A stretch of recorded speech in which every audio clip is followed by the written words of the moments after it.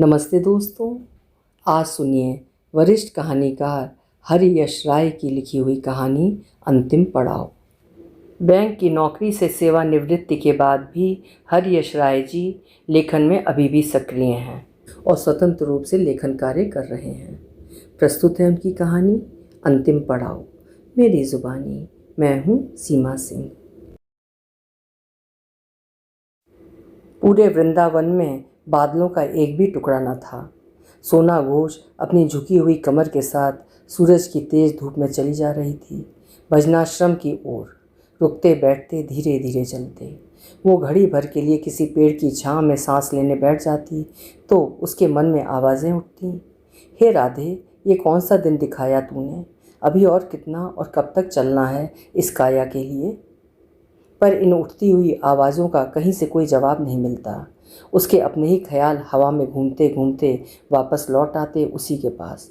वो क्या करे इन सवालों का? इन सवालों का कोई जवाब उसके पास नहीं था, लेकिन ये सवाल थे जो दिन में न जाने कितनी बार उसके जहन से टकराते। उससे पूछते रहते कि उसे और कितना चलना होगा और कब तक चलना होगा। पर इन सवालों का उसे कोई जवाब नहीं मिलता। उसका जी करता कि वो किसी पेड़ की छाया तले बैठ जाए और फिर वहाँ से कहीं ना जाए। कब तक वो इसी तरह रोज़ सूरज की तेज़ धूप से बचते बचाते चलती रहेगी? कब तक वो हाँफ हाँफ कर भजनाश्रम में पहुँचती रहेगी? कब तक 2 मुट्ठी चावलों के लिए वो इसी तरह भजनाश्रम में आती रहेगी? धीरे धीरे यही चलते चलते सोच रही थी कि पानू बाला की आवाज़ उसके कानों में पड़ी। जल्दी जल्दी पैर बढ़ा माई, ज़्यादा देर हो गई तो गेट बंद हो जाएगा। पानू बाला की आवाज़ सुनते ही सोना घोष की चाल थोड़ा तेज हो गई। भजनाश्रम का गेट बंद होने का मतलब उसे पता था। गेट बंद हो गया तो उसे टोकन नहीं मिलेगा और टोकन न मिलने का मतलब था चावल न मिलना, और तब यमुना जी का पानी पीकर ही उसे रात गुजारनी पड़ेगी। उसके पाँवों में थोड़ी तेजी सी आ गई थी। एक वैभवपूर्ण इतिहास था सोना घोष का, जिसे वो कभी कभी याद करती थी, लेकिन अब उसे अपने उस इतिहास से कोई मोह नहीं था। उसका स्वामी, उसके माँ बाप सब धुंधले होकर गायब हो गए।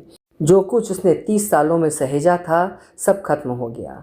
अब तो केवल तपते हुए दिन थे और तपती हुई रातें थीं। अपने स्वामी की मृत्यु के बाद वो घर से क्या निकली, गोया लोगों के जीवन से ही निकल गई। रिश्तेदारों के कई घर, भाई बहनों के कई घर, पर किसी ने भी मुड़कर उसकी ओर नहीं देखा। किसी का उसके प्रति कोई आकर्षण नहीं था, कोई मोह नहीं था। अब बस उसके मन में एक चाह सी रह गई थी कि जो कुछ आज है वो ठीक ठाक चलता रहे, कम से कम उसमें कोई रुकावट ना हो। भजनाश्रम से उसे रोज़ 2 मुट्ठी चावल मिलता रहे, वो यमुना जी का पानी इसी तरह पीती रहे और वो अपनी कोठरी में अपने जीवन के अंतिम पड़ाव को चुपचाप पार कर ले। आज उसे देर हो गई थी। देरी का कारण एक छोटी सी झपकी थी। सोना घोष को भजनाश्रम में 4 बजे पहुंचना था और इस समय 4:15 बज रहे थे। जल्दी जल्दी पैर बढ़ा माई, देर हो गई तो टोकन बाबू चला जाएगा, टोकन नहीं मिलेगा, पानू बाला ने फिर कहा।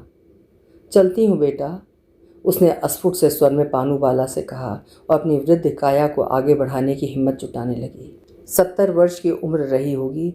झुकी हुई कमर और हड्डियों में सिर्फ खाल चिपकी सी रह गई है।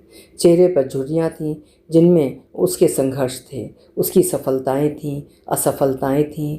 कभी अपने घर की रौनक रही होगी सोना घोष, अपने घर के केंद्र में रही होगी, पूरे घर को संभाले रखा होगा, पर आज एकदम अकेली है। ना कोई उनसे मिलने आता है, ना उन्हें किसी से मिलने की ख्वाहिश है। अब तो बस वो हैं, उसके साथ वाली माई पानू बाला है, भजन है, भजनाश्रम है, 2 मुट्ठी चावल हैं। उसकी बीमारियां हैं, उसके दुख हैं, बड़ी बड़ी रातें हैं, बड़े बड़े दिन हैं। टूटे हुए छप्पर वाली उसकी कोठरी है, जहाँ रात की गर्म हवा उसे चैन नहीं लेने देती और दिन की लू उसे झुलसा देती है। सूरज अपने पूरे ताप के साथ अपनी किरणें पृथ्वी के इस छोटे से टुकड़े पर फेंक रहा था। गर्म हो रहा था वृंदावन उसके ताप से। झुलसा देने वाली धूप थी। परिंदे तक पेड़ों की छांव में दुबके हुए थे।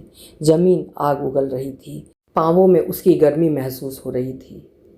माई, साथ चल रही माई का अस्फुट सा स्वर सोना घोष ने अपने कानों के करीब महसूस किया।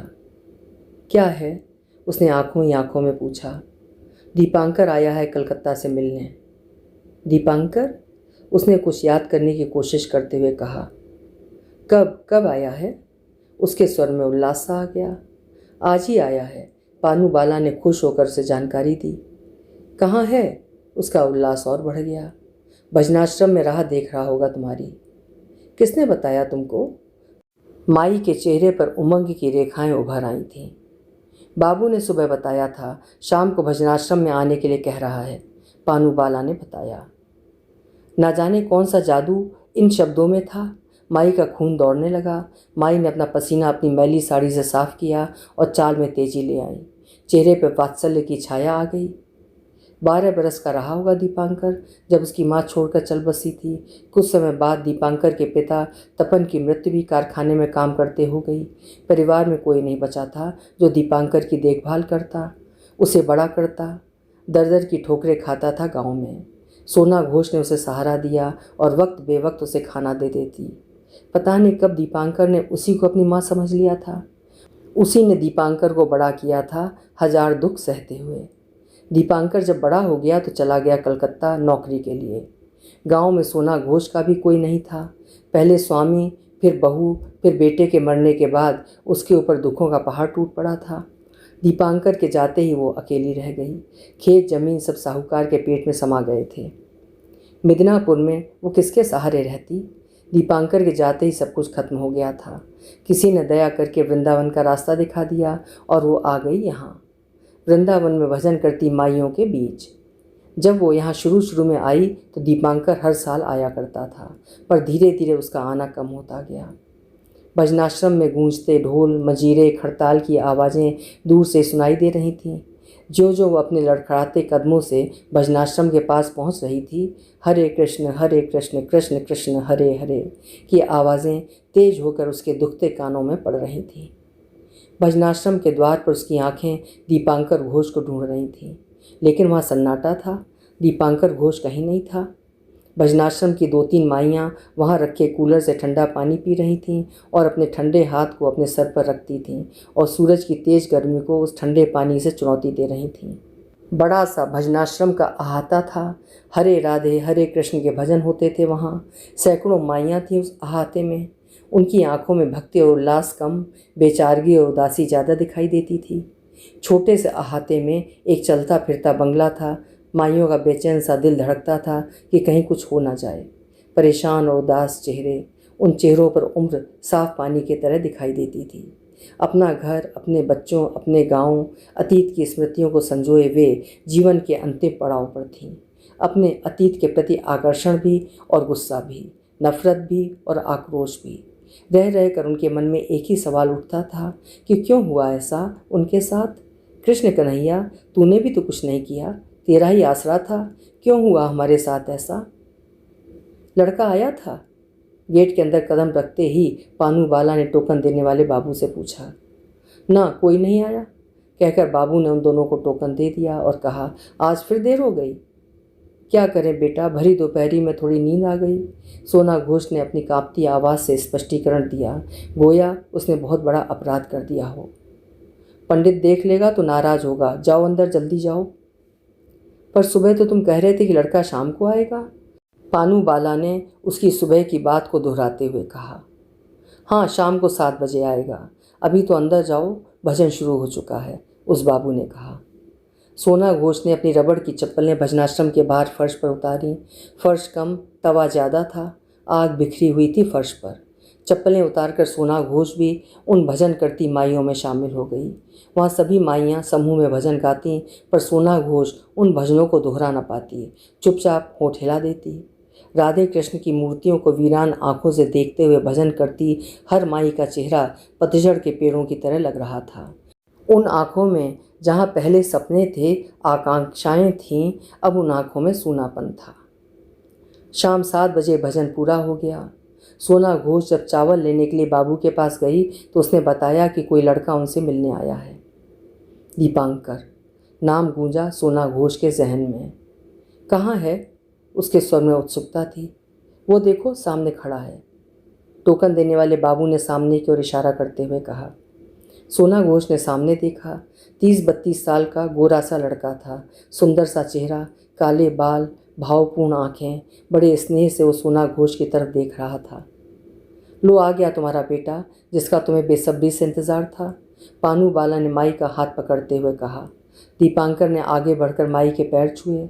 सोना घोष ने ढेरों आशीर्वाद दिए। बड़े स्नेह से उसकी पीठ पर हाथ फेरा। बहुत दिन लगा दिए इस बार आने में? सोना घोष की आवाज़ में एक उल्हाना था। हाँ अम्मा, इस बार बहुत दिन हो गए। उसके स्वर में थोड़ा सा पश्चाताप था। अच्छा किया तू आ गया, बहुत दिनों से तेरे ख्याल आ रहे थे। दीपांकर कुछ नहीं बोला, चुपचाप सोना घोष को देखता रहा। कुछ देर चुप रह कर उसने पूछा, तबीयत कैसी है तुम्हारी?